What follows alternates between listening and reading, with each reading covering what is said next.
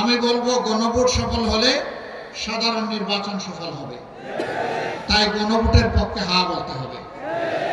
জুলাই শহীদদের প্রতি সম্মান দেখানোর জন্য গণভোটের প্রতি হা বলতে হবে।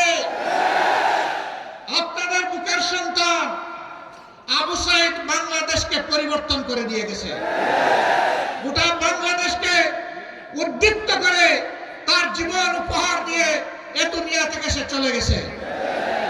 সে আওয়াজ দিয়ে গেছে, হে বাংলাদেশ, তোমাদের হাতের তালুতে আর তোমাদের ঘাড়ের উপর, হাতের তালুতে আমার রক্ত, ঘাড়ের উপর আমার লাশ আমি উপহার দিয়ে গেলাম। আমাদের স্বপ্ন বাস্তবায়নে তোমরা শহীদদেরকে ভুলে যেও না। আমরা কথা দিচ্ছি, আমরা ভুলে যাব না ইনশাআল্লাহ। ওরা কি চেয়েছিল?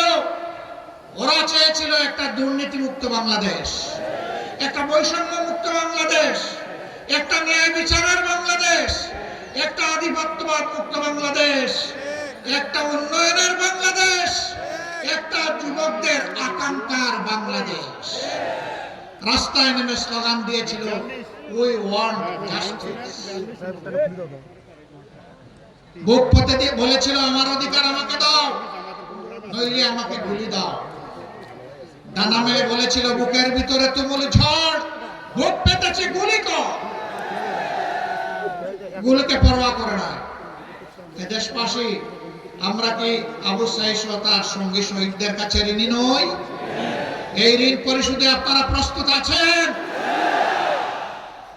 সদা জাগ্রত পাহারাদার হিসেবে সবাইকে প্রস্তুত থাকতে হবে।